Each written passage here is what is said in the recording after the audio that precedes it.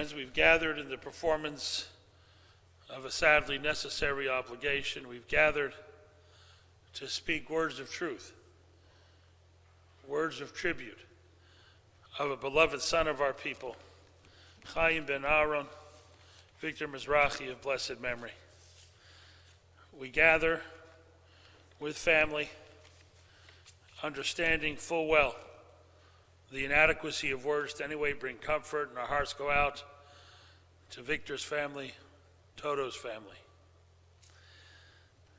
As you know, Victor was the beloved husband for 50 years of the late Eliane, the loving father and father-in-law of Henry and Bonnie, Carol and Moshe, Mark and Azra, cherished Nona of Rebecca, Jessica, Yoshua and Miriam, Daniel and Chevy, Aviva and Chaim, Leora, David, Yehuda, Aiden, and Taryn, the proud great-grandfather of 6. Victor was the dear brother and brother-in-law of Benjamin and the late Nadine, brother-in-law of Leanne and the late Rudy and the late Gerald, and predeceased by his parents of blessed memory, Aaron and Rachel. We're grateful today that family has agreed to speak to us at this difficult moment. We will first hear from Henry, and then Carol, Mark, and Danielle. Henry.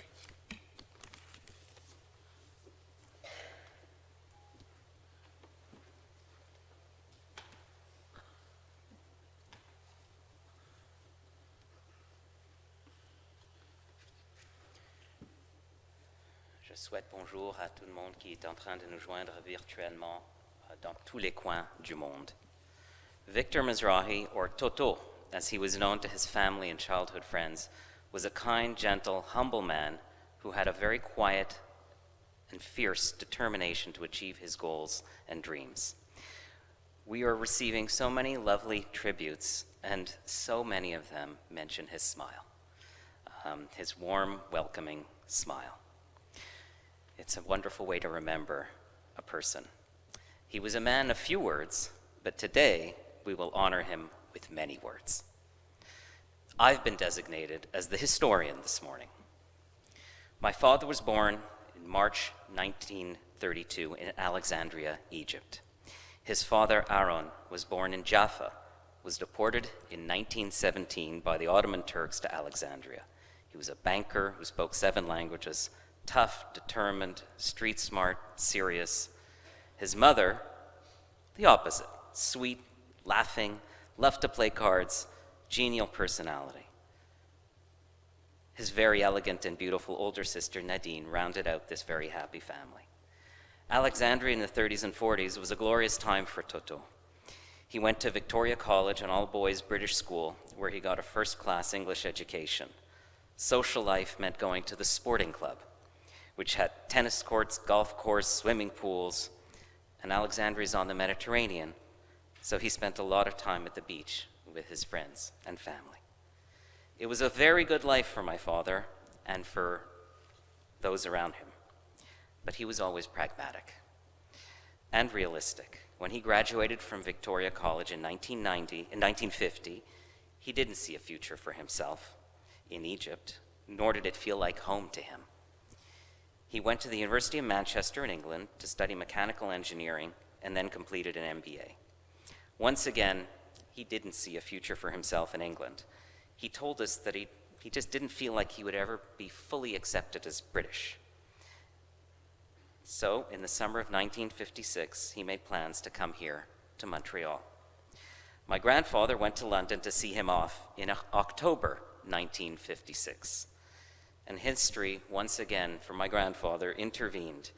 After President Nasser of Egypt nationalized the Suez Canal, the Israeli, British, and French forces invaded Egypt. My grandfather was told by his family not to come back, as the authorities were looking for him. So my father went off to Canada to start a new life for himself, and my grandfather waited for the rest of the family to join him, and they all settled in Spain to start a new life there. My father loved life in Montreal. He learned to ski in the winter. He played tennis all the time in the summer, and all manner of activities that a single man could have in Montreal.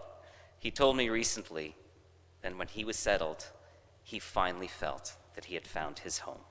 And he said with pride, "Canada is my home." Fast forward to the spring of 1963. My father's childhood and lifelong buddy and best friend, Ducey Samuel, was with his wife, Vicky. They were parked in downtown Montreal, and they saw this lovely lady approach, and the two of them exclaimed, "It's Eliane from Egypt." It was a woman they had been very friendly with back in Egypt, and they said, "What are you doing here?" "I just moved here." "Are you single?" "Yes," she said. Aha! So they conspired to put my father and my mother, Eliane, together. It worked, and they had a wonderful 50-year marriage and love affair. They shared the same values: devotion to family, humility, selflessness when it came to their children, and the determination to build a happy and warm home for their family. My father was working for CN Rail, building his career in corporate life, and he loved working. He had a strong work ethic coupled with a collaborative nature that made him friends everywhere and enemies nowhere. At one point, he had over 20,000 people under his responsibility, most of them unionized. And while there were often labor disputes in that time, one labor union leader told me, "I knew when Vic was at the table in front of us, I would be treated with respect, and that his word was always golden." The only way to advance at CN was to move around the country. We started off in the West Island from 1966 to 1974.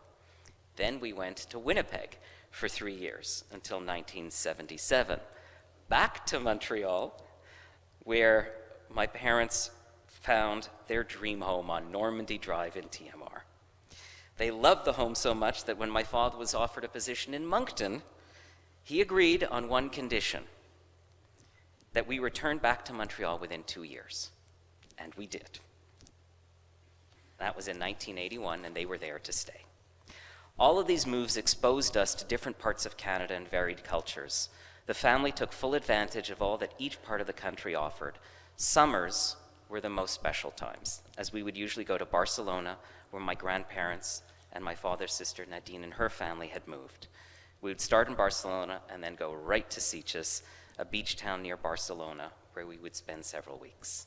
He loved being on the beach with his family. It brought him back to those times in Alexandria, where he would spend his summers at the beach with his family and friends. Some years we would do a road trip to different parts of the US and Canada, traveling either in our dark green 1972 Plymouth Fury or our 1976 blue Grand Le Mans, each lacking the same fundamental feature of driving in the dead heat of summer: air conditioning. So my mother, every day, to take our mind off of the sweltering heat pouring through the car, would tell stories about her life and my father's life growing up in Alexandria. We were entranced, and my father just listened quietly and drove. He loved her stories as much as we did. Our experiences living in different parts of the country, coupled with our unique summer adventures, made us a closer family, as we felt privileged. None of our friends did what we did or experienced as much of the world or the country as we did. After almost 40 years at CN, my father retired in 1998. He spent one year working as a consultant in Kuala Lumpur, Malaysia, advising the government on how to efficiently set up a new railway system. My parents traveled throughout Asia, thoroughly enjoying this unique experience. But when they came home, it was for good, and it was all family time and togetherness from then on. They thrived on time with each of us. They loved Bonnie, Moshe, and Azra deeply and equally, and treated them as if they were their own children, sometimes showing more affection for them than us. When the grandchildren started appearing fast and furious, they were in a constant state of joy. Friday night dinners, vacations, weekends together, school activities, birthdays, anniversaries, visits from family all over the world: US, England, Spain, France, Israel, Venezuela, Australia. They loved it all. This was perhaps the happiest period of their life. I would call them each day on the way to work, on the way from work, with stories about the kids. They couldn't get enough. Personally, the joy I would get when seeing my girls running into their arms when they would see them has stayed with me to this day, and all of their grandchildren did the same thing. They were devoted and deeply, deeply connected to them. We must say that no history of our family is complete without mentioning the special relationship that we had with one particular family in Montreal, the Samuel family. Ducey, Vicky, Paula, and Philip. Ducey, who passed away almost exactly a year ago, had been friends with my father for over 80 years. They were both friendly with my mother back in Egypt since they were teenagers. Neither of us had family that had followed them to Montreal, so all of holidays were spent together. Some vacations as well. Times together were always full of laughter, stories of the days in Alexandria, and debates about the latest political events in the world. The two couples went out almost every single Saturday night together for 40 years. They were the best of friends. Sadly, my mother passed in 2013, and while my father's mental and physical abilities began to diminish, he remained relentlessly optimistic and always cheerful, with a permanent smile on his face. I would always ask, "How are you feeling today?" And he would always respond in the same way, "Pretty good." Last month, he was in a hospital bed, and he gave me a new response to my question, "How are you feeling today?" "Fine and dandy," he said, and gave me a beautiful smile. He has been blessed to have had several companions and caregivers over the years. Two in particular I'd like to mention, Ellie and Christine. They were so loving to my father, and he loved them back. They were responsible for extending his life by their care, devotion, and love for him. And as they said, he was always as kind, gentle, and happy that they enjoyed being with him. It wasn't work for them. For my father, the glass was neither half full nor half empty. It was always completely full to the brim.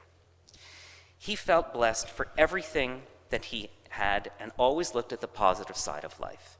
He was always cheerful and hopeful. He always looked forward, and he never looked back with regret or doubt, ever. His tennis style sums up his character perfectly. He was an outstanding and passionate tennis player. He had a box full of trophies that stayed in the box. He would show up on the court, some of you will remember this, with an old Dunlop Max Ply wooden racket, old tennis sneakers, a pure white shirt hanging loose, no logos anywhere. He would face opponents who brought multiple rackets, logos all over their clothes, headbands, wristbands. They would look at my father, all 5'4" of him, and assume it would be a joke of a match. Until his first serve. He had a crazy left-handed spin serve that after landing took a life of its own. It would drive my brother and me crazy. We never figured out how to hit that serve back. Anyway, after that first serve, it was all downhill for his opponents, who would be cursing and ranting the court, while he quietly just kept playing. He never made a fist pump. He never showed joy at a good shot, and he would walk away with humility. He never made a fist pump or any gesture of excitement, not even a smile of satisfaction at a good shot. At the end of the match, he would graciously thank his opponent and walk away with humility. That was exactly how he lived all parts of his life. He excelled at so many things, never bragged or expressed satisfaction with the result. He just did his thing and kept on going. In later years, when I was more mature and could look back at his life and the lessons he taught us, I would praise him for being such a wonderful father, and he would smile and make a facial gesture that meant, okay, and that's it. He left us a rich legacy, And he never told us what to do. He felt that the best way to show your children how to live a good life was by example. And he did. Toto has accomplished his mission and purpose in life, having realized all his hopes and dreams, and he did it with grace, elegance, and dignity. Dad, you are always deeply loved and appreciated by your family, and while you will be missed, your character and values are your legacy and will live on from generation to generation, midor ledor. Papa, merci pour tout ce que tu nous as donné. On n'a eu que du bonheur ensemble. Tu resteras toujours avec nous.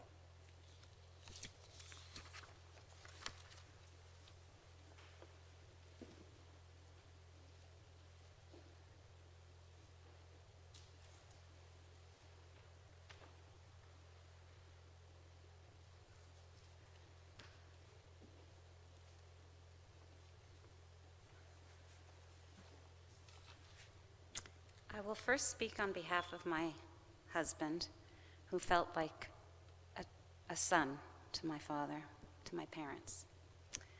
He wrote, "While not tall, Victor Mizrahi was a giant amongst men. He displayed so many of the wonderful character traits prescribed by our great sages. He always presented a pleasant demeanor to all those whom he met. He was generous with us, with both his time and his money. He believed in those around him, and he instilled confidence in everyone he met, to which I can personally attest. I could not have asked for better in-laws than Mom and Dad, Nonna and Nono, and I feel today as if I have lost my own parents. They always believed in me, and they gave our family such love, such support, and such respect, and we enjoyed every minute of it, and tried to reciprocate that love in return as best we could. I have often mentioned to my in-law children, Miriam, Chaim, and Chevy, that anything I do positive as a father-in-law is due to what I learned from my own amazing father-in-law. Just provide love, appreciation, and constant emotional support." I will continue with my own words. My father was truly a prince of a man. It is our privilege to have been able to learn from him and the so many special qualities that made him a role model for my family and others. Firstly, he was extremely humble. He never spoke about himself. I was not really aware of how senior a position he held at CN until I took a summer job there. To my great surprise, everyone knew who my father was, no matter which department I was sent to. Yet, in spite of his rise to the top in the corporate world, he maintained his humility. I will always remember the time his secretary, Chris, told me, "Everyone here swears and screams, except your father. I have never seen him do either." Dad didn't take things personally. If I or anyone else had a complaint, he would listen without interruption, allowing us to express ourselves, and did not feel the need to defend himself. He felt that it was necessary to allow us to get it off our chests so that we could move on. It was never about him. During my childhood, my maternal grandmother and my uncle came and stayed with us for several months at a time as we moved around the country. My father never, ever complained or even showed any signs of displeasure. He took it all in stride and was happy to have them stay with us because he knew it made my mother and them happy. After I got married, I became aware of a very unusual quality of his. My father never gave advice unless he was asked. If my husband Moshe and I asked for advice, then he had a lot of wisdom to impart. But otherwise, he allowed us to make all of our own decisions. He just never intervened. The only way he got involved was to support and encourage us. He constantly told me that he believed in Moshe and that he knew that Moshe would be a success. Dad would encourage Moshe and take a genuine interest in his pursuits. As you've heard, my father and mother were extremely devoted parents and grandparents. My father loved spending time with all of the grandchildren, and he loved showing them a good time. When we would visit them in Florida, my father adored taking the kids to the beach and watching them delight in the waves. Also, while in Florida, my children would sleep in their nona and nono's room at night. I'm not sure who enjoyed it more, the grandchildren or the grandparents. I received a beautiful note from one of our cousins expressing her condolences. In it, she wrote, and I quote, "The vivacious, dynamic, happy, and truly heartfelt smile of Toto will forever remain in our hearts. He was a man who truly cared about others, and he seemed to be happiest when others were happy. I often thought that was why his smile was so gigantic. He had the happiness of others within him." That was Dad. He also accepted whatever life threw at him and continued going forward. He didn't complain, didn't waste time asking why. He just moved on. We saw this even with the biggest heartbreak of his life, when we lost Mom 9 years ago. He didn't complain or get angry. He just accepted it. I could speak about my dad's generosity, his optimism, his quiet determination, and many other qualities, but instead I will end off by saying that I am so grateful to have had an incredible father. I have always been so proud to be your daughter. I love you. Thank you, Ellie and Christine, for having devoted yourselves so totally to my father's exceptional care. We are forever grateful. I also want to thank my brothers, Henry and Mark, for having devoted themselves so fully and lovingly to Dad. Words can never express the awe and the esteem in which I hold you both.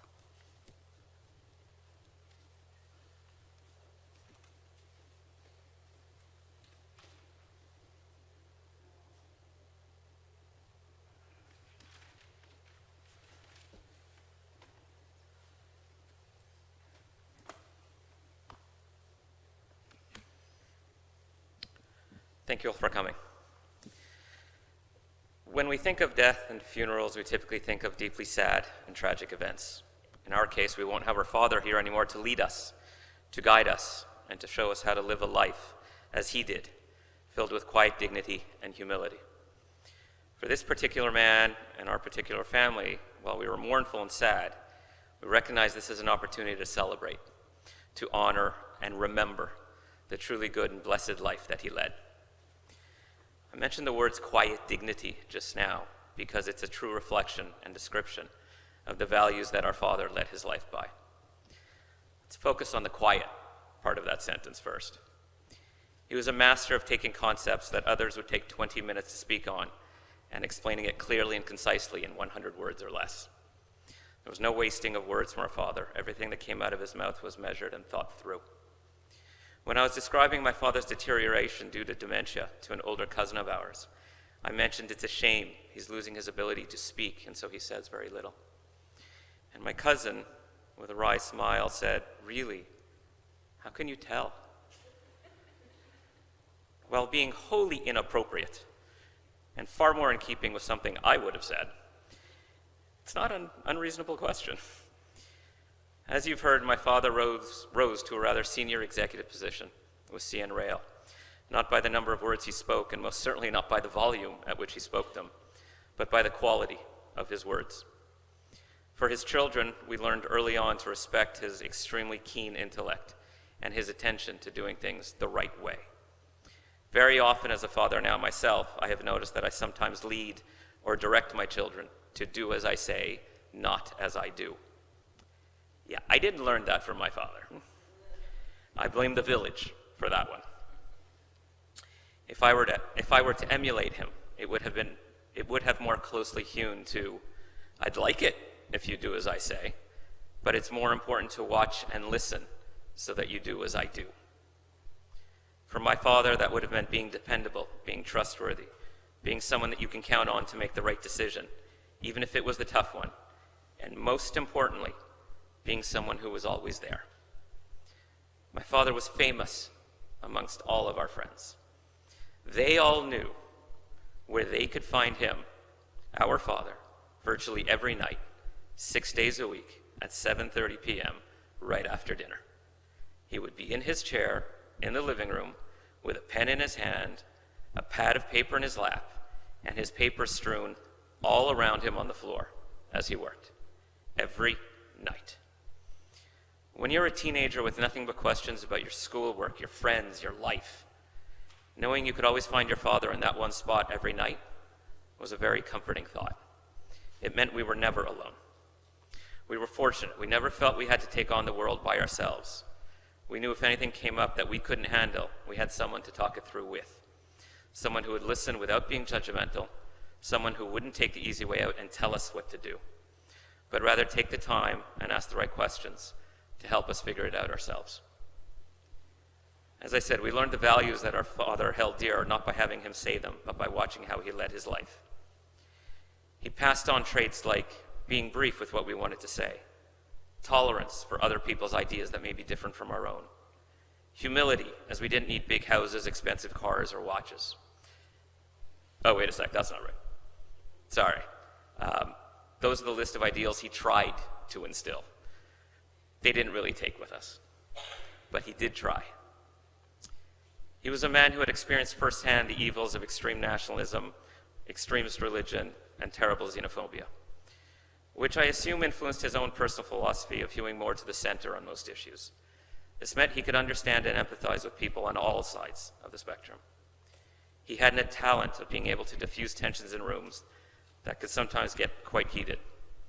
Whether they were emotionally turbocharged management union strike negotiations in boardrooms, sibling riots and battle royales in our living rooms, or perhaps the toughest, most Sisyphean task of all, the Passover Seder table with our family and family from another family, the Samuels. Each year that dinner would go from discussing the weather in school to current events, then politics, and would usually lead to yelling, screaming, and occasionally name-calling. I remember one year in particular where it was in danger of getting too heated when someone said, "Toto, what do you think? Which one of us is right?" He looked up from his plate of food, as he hadn't said a word, looked around at everyone, and in a very measured tone said, "You're all a bunch of clowns, qui aiment parler au lieu d'écouter et entendre ce que les autres disent." I remember thinking, whoa, we must have really crossed the line, because that was like 15 words in a row. We looked down and waited for the next verbal barrage to come our way. And he said, "Alors, on est prêt pour le dessert?" That was it. The hot, the intense air just got sucked out of the room and everybody was calm again. He had a gift. About 7 years ago, I was sitting in a cab in Barcelona with another person who I won't name, but I've been married to her for 18 years. And she realized the cab driver was taking us for a bit of a ride. We got to our apartment, and instead of the fare being 10 euros, it was like 15 or 16. She was quite livid and started to let the cabbie have it. When I went, put my hand on her knee, and said to the driver, "It's okay," and handed over 15 years and let her out of the cab. She was not pleased. She wanted to know, why did I give him the full fare? I explained that the 5 to 6 euros is change that will likely end up in a drawer for who knows how long for us. While for the driver, he's probably working 12 hours a day, 6 days a week to support the family. He can help buy shoes, school supplies, or books. I said it meant more to him than to us, so why make a big deal about it? Let's just enjoy our holiday. She smiled and said those two magical words, "You're right." The only time in our marriage I have ever heard those words. And in her defense, I never gave her a real reason to say them before, or since. What is ironic is that I'm not the one responsible for those words, but our father was. What I hadn't told her was that about 15 years earlier, I was in another taxi, but this time I was with my father. And I was the irate passenger, and he was the one who put his hand on my knee and told me to relax and spoke the same words to me. I remember to this day how he spoke those words with such warmth, not a hint of condescension. On my best day, I could never equal his sincerity and compassion. Not on my best day. In our adult lives, all three of us, like most kids, with their parents, have made certain decisions that I know at first blush he did not agree with. I can intimately recall one very important, life-changing subject in particular, when our father sat me down and asked me a few questions. 1, have you really thought this through? 2, Are you prepared for what other people will think and say? 3, are you sure this is what you want? Once I had answered yes to his questions, he said he had one last question for me. What can your mother and I do for you? That was it. That was the last I'd ever heard of it. We had been raised to make our own decisions, not the decisions he wanted us to make. And once he made them, his support was total and unconditional. Henry, Carol, and I have spent quite a bit of time in the hospital the last few weeks. And we were talking quite recently about how we truly believe that our mother was there with us in the room, waiting for him, ready to take our father's hand and guide him towards their next journey together. Behind her, we could feel their best friends of, as Henry said, over 70 or 80 years. Vicky, who had passed away 5 years ago, and her husband Ducey, who passed away 51 weeks ago. Waiting just behind them with the same bright, smiling faces they always had whenever they and my parents got together. And then, as is common with me, I thought of something else, and I laughed. I had an additional thought. I imagined the 4 of them walking off into the horizon together. But Ducey, very smoothly and subtly, holding my father back and letting the moms get a few steps away, before playfully slapping him on the shoulder and saying, Toto, what took you so long? J'étais toute seule avec ces femmes pendant 1 an and they're driving me crazy. Qu'est-ce que tu faisais? I'm going to close in a minute, but I think it would be remiss if I didn't say a couple of words about my mother and the marriage and partnership they shared for 50 years. While our father was obviously, as I hope we have made clear, the conscience of the family, my mother was without question the heart and soul of the Mizrahi enterprise. She was the plumber, the accountant, the electrician, the chauffeur, the nurse, and the doctor, the judge, the jury, and I felt it a number of times, the executioner. The linguist who spoke 6 languages, and the woman with a heart of gold who wore it proudly on her sleeve. They had been forced to leave their home country, met here in Montreal, and together, rather than dwell on the misfortunes of the past, they built a wonderful life for themselves, their children, their grandchildren, and thanks exclusively to Carol and Moshe, 6 great-grandchildren. The angst, frustration, and tears of normal everyday life growing up were swamped by the love, the laughter, and the joy in the house and the home they created for us. Although they tried very hard to teach us many, many things, I'd like to think there were at least 3 things that they would agree that they succeeded in teaching us. After infinite patience and decades of failure, thanks to them, we learned to be good brothers and sisters to one another. They showed us with their kindness, love, and respect for one another how to be good partners to our spouses. And we had the best models to learn from to show us how to be loving parents to our children. We love you, we miss you, we won't forget you, and we thank you for everything.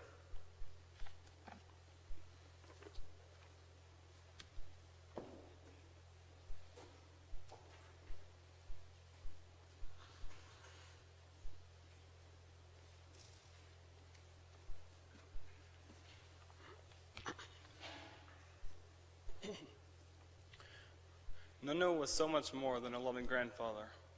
When I think of Nunu, I remember how much love he had shown to us, how much he cared for us, how excited we felt every time we heard that Nunu and Nana were coming to visit, or we would be going to visit them. The phone calls every single week just to hear about how our week went. The long letters Nunu wrote on all our birthday cards, never forgetting a birthday. Joining us at our brisim, our bar mitzvahs, and speaking so beautifully about us at each milestone. He encouraged us to keep on achieving. Every school holiday and summer vacation was spent with Nana and Nunu.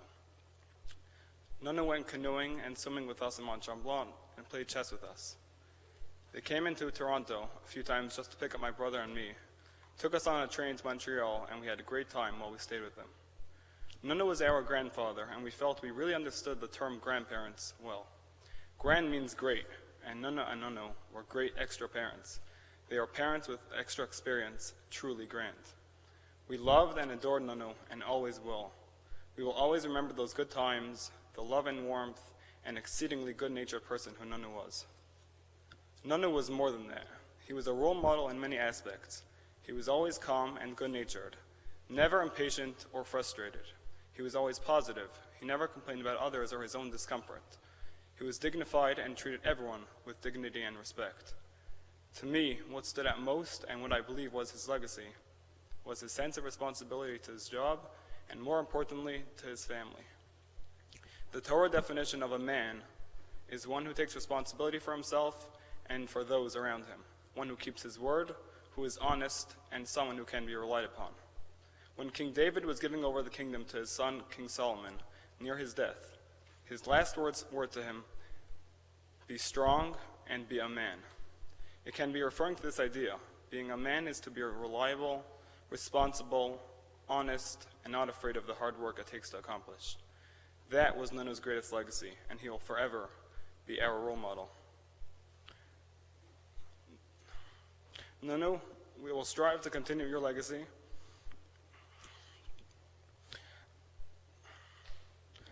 And live up to those great ideals that you taught us. You will always be my role model. I love you and will never forget you. Nunu, I love you forever and will forever miss you.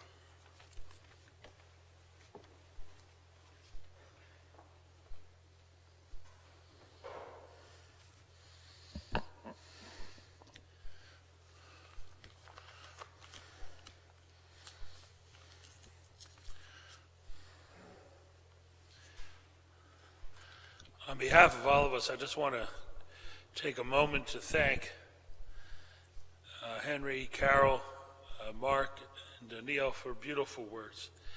It is truly inspiring to hear children, grandson, speak so thoughtfully and insightfully with so much love and reverence for a father and for a grandfather. It's a beautiful thing, and it's a great tribute. You know, you could come up with a lot of different answers to the following question. How do you know if a life has been well led? How do you know if a life has been successful? I think we all just witnessed and listened to the best answer.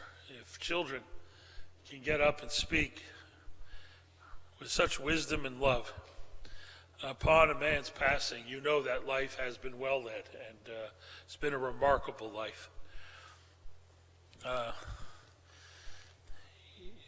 People don't know enough about the history of the Jewish community in Alexandria, a remarkable community characterized by rare sense of enlightenment, dignity, elegance, dignity without arrogance, elegance without pretense. And Victor was an honest, remarkable child of a beautiful community. You've heard the story of dislocation and moving and starting over again. A man who achieved remarkable success in all the important arenas of life, first and foremost within his family, raising a beautiful family, a remarkable family, a family that we all love and respect. In the arena of his career, where he rose to great heights, but never, as they say, did it go to his head. He was a man of remarkable humility. He never boasted and never proclaimed his achievements, and he achieved remarkable success, renown, and respect.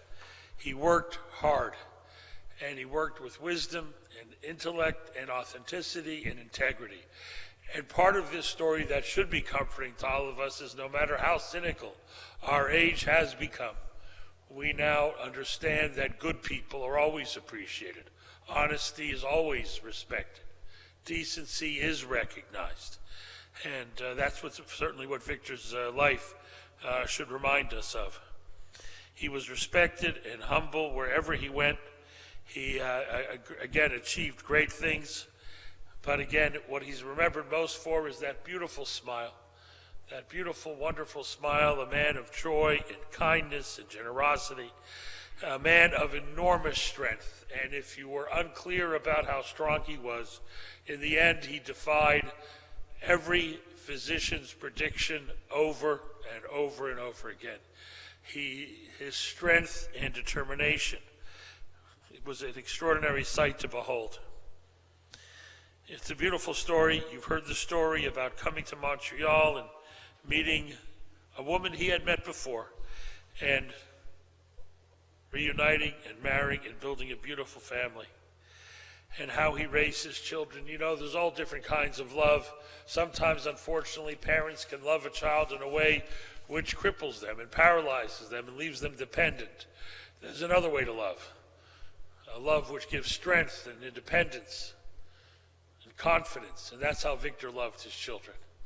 He gave them great confidence to navigate the world, and he also taught them how to live and how to talk to people and how to be parents and how to be members of a family. He taught them so much. You know, there's a lot of people can come up with different descriptions of what's considered a holy place. Well, I'll tell you what a holy place that I saw. A holy place the last couple of weeks was the Jewish General Hospital, where you saw a man always surrounded by love, always surrounded by children, day and night, always there for him. That becomes a holy place. A place of love and devotion, of kibbutz, a place where children respond not out of a sense of duty or responsibility, but out of pure sheer love. And that was a holy thing. Victor was never alone. He left this world in a way that was fitting, surrounded by his family. And I'm just going to close on a note to the grandchildren who are here. Just a short thought for the grandchildren. You loved your grandfather very much. And Daniil, your words were clear and heartfelt. But to all the grandchildren, one thing you should remember today and for all time is that some of your grandfather's happiest moments in this world were because of you. You gave him pride and joy, and you're something you should always be proud of how much happiness you're able to give to your grandfather. And again, we just simply hope and pray that just as Victor's life was always a blessing, the memory of his life should continue to be a source of inspiration and pride for all the years to come. We would ask you to please rise to the memorial prayer.